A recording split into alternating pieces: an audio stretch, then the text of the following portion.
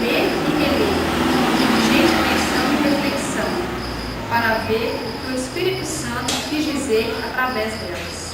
Gente, ele vai continuar falando para a gente não se cansar disso. Tem gente que pega um versículo e ele fala de novo esse versículo. Igual nós estamos na campanha de 40 dias de fé, e toda semana tem um versículo para os irmãos lerem, né, e decorar em casa. E eu nem sempre todos decoram, né? Quem é daqui da igreja sabe disso. Nem sempre todos decoram. Mas os que decoram vão ter uma mudança de vida. Porque se você decorar pelo menos um versículo por semana, imagina só que um mês você tem quantas semanas? Tem 4, tem vezes que é 5 semanas, né? E aí, você vai multiplicando isso aí por 10 meses, já tem quantos? Você já vai ter 40 versículos. E aí multiplica isso aí por uma vida inteira. Como que sua vida vai mudar, né? Então, ele nasce a partir dessa meditação. O próprio Lutero meditou: justo verá pela fé, só esse versículo. E se você olhar a história, todos esses que conheceram sobre salvação meditaram apenas nesse versículo: justo verá pela fé. Começou com Agostinho, foi com Lutero, foi com Wycliffe, foi com Calvino, foi com tantos outros nomes, John Hus, John Wesley, que leram esse versículo e entenderam: o justo verá pela fé. Olha que interessante, né? Fala, Sérgio. Os discípulos não existem mais, não? É a igreja discípula? Existe com outros nomes, né? Não é mais. Me parece que existe com o mesmo nome, sim. Mas você já está entrando na história do cristianismo, né? Vai chegar lá ainda, no bacharel. Vamos lá, gente.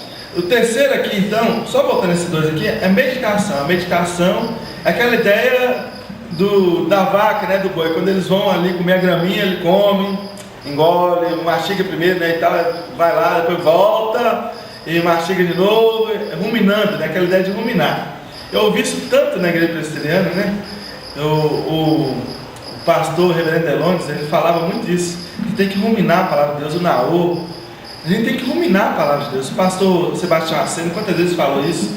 É você ler, reler e falar. E quanto mais você aprofundar, mais você vai perceber: olha, eu não sabia nada sobre esse texto. Quantas vezes nós descobrimos, né, gente? Coisas novas, né? Fala. Quando eu e o Luiz estava na Sala da Sua Terra, a gente estava discipulando um menino, colega nosso, que ele é teísta. Aí ele falando, né, criticando a Bíblia, a gente falou assim com ele: abre tal passagem da Bíblia e lê. Aí ele lê. Aí a gente conversou com ele um pouquinho, a gente falou: agora lê. Aí a gente perguntou: o que você entendeu? Aí ele foi falar uma coisa.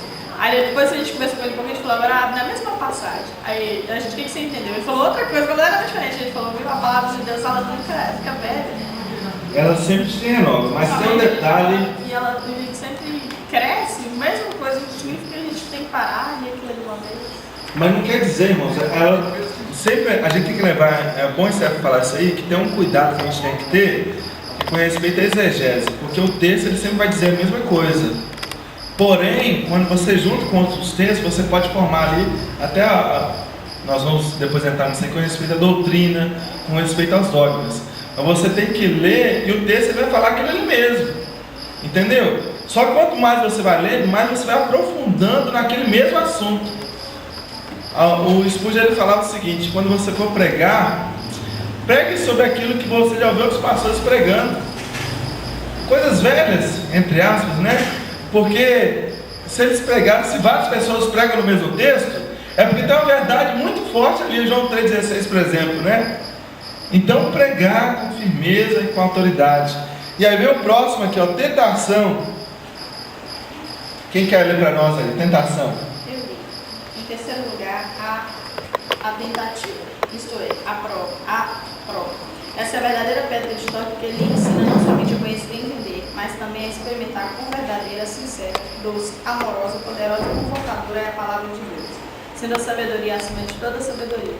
Assim você vê como Davi, no Salmo já mencionado, reclama sobre todos os tipos de inimigos, príncipes, ímpios e tiranos, falsos profetas e facções, os quais devem suportar, pois sempre medita, isto é, lida com a palavra de Deus em cada modo possível como declarado. Pois tão logo a palavra de Deus produz fruto através de você, o diabo lhe perturbará. Fará de você um professor de verdade e lhe ensinará mediante a tribulação a buscar e a amar a palavra de Deus. Pois eu mesmo, se permitirem que expresse minha humilde opinião, devo agradecer aos meus papistas grandemente por tanto me atribular, afligir e aterrorizar pela fúria do diabo, considera de um teólogo suficientemente bom, porque de outra forma nunca teria me tornado. 1 Pedro 3,15 fala para nós sabermos responder a cada um a razão da nossa fé. Quando eu falo que é sempre bom a gente ter o diferente, porque, gente, o diferente não muda a sua fé. Sabia disso?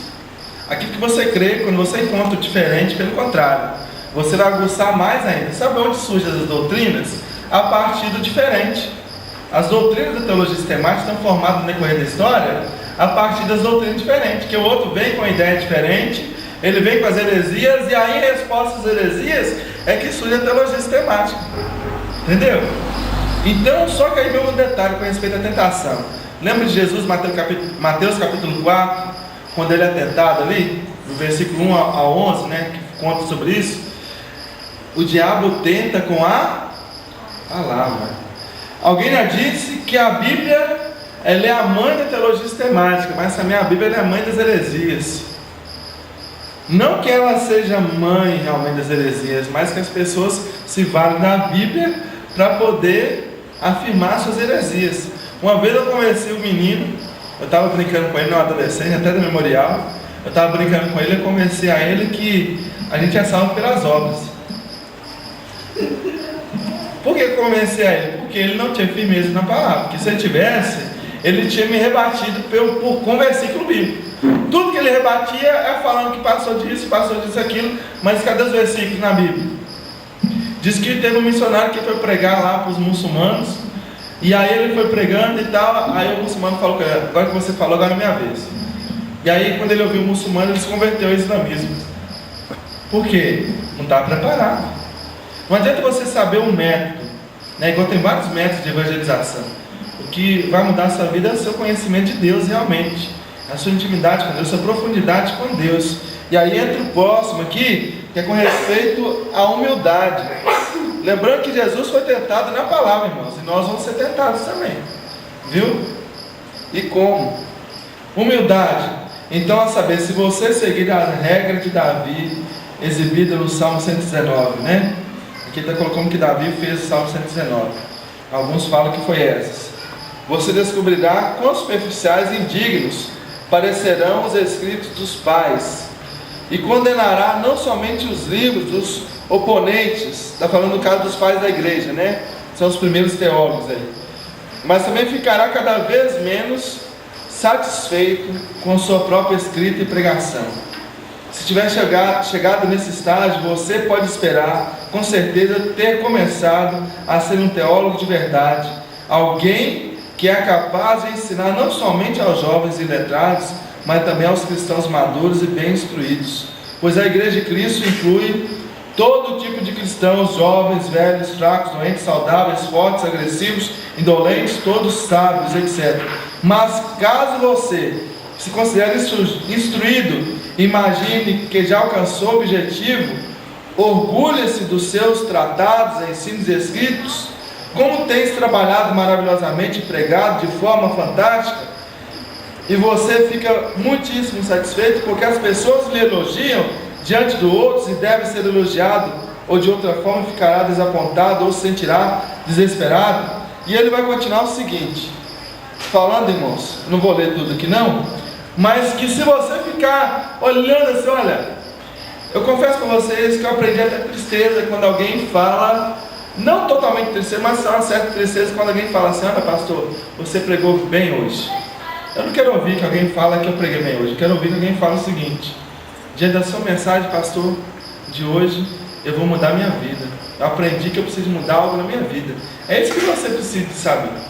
Não adianta a pessoa, que bonitinho, né, que coisa interessante. Não, a partir do que você ouviu, o que você vai fazer agora? Não é? Porque eu ouvi, Jesus é o exemplo de Jesus, Sermão do Monte, Mateus capítulo 5, 6 e o 7, ele termina o 7 falando o seguinte, olha, você acabou de ouvir, resumindo, né? Você acabou de ouvir tudo isso, e agora, você vai edificar a sua casa sobre a areia ou sobre a rocha? Em outras palavras, você vai praticar, e ele falou isso, você vai praticar ou não? Porque se você não praticar, é como se você tivesse construído a casa sobre a areia, mas se você não praticar, mas se você praticar, é como se você tivesse construído sobre a rocha. E aí, meu filho, na rocha, né? Tem até cidades que foram construídas na rocha. milênios já ali, permanece em pé. Mas o que é construído na areia, meu irmão, quando vem a tempestade, quando vem a dificuldade, aí pode ser até soterrada pela areia, né? Como nós temos casos aqui no Brasil de cidades, né, que foram soterradas, né, pela areia. Então, humildade, moço. Humildade no sentido de saber o seguinte: nós falamos aqui, né, os 30%, os 40%, os 10%. Saber que nós não conhecemos nada de Deus. Assim nós vamos ser grandes teólogos, porque nós vamos estar sempre em constante estudo da palavra.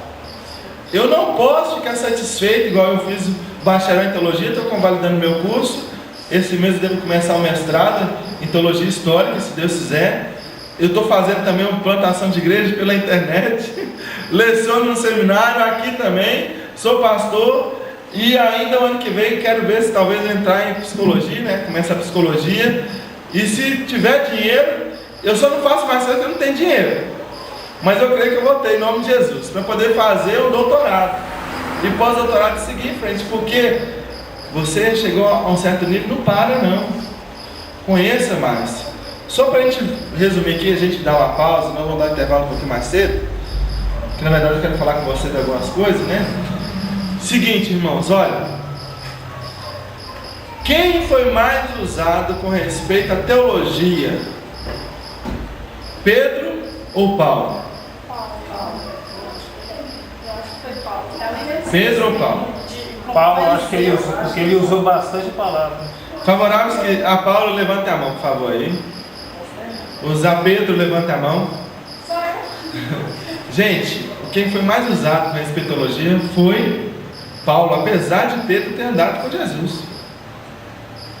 Apesar de Pedro ter falado assim: tu és o Cristo, o Filho de Deus. Mas no mesmo texto mostra que ele fala: Jesus, você não vai ser crucificado não, que eu não vou deixar. E aí Jesus repreende: olha, arrede Satanás, né? Por que Paulo foi mais usado assim na questão teológica? Alguém já até disse que o cristianismo, a gente poderia até falar que a teologia cristã que nós temos é uma teologia mais paulina, ou seja, a teologia de Paulo. Por quê? Paulo estudou aos pés de Gamaliel, ele era fariseu de fariseu.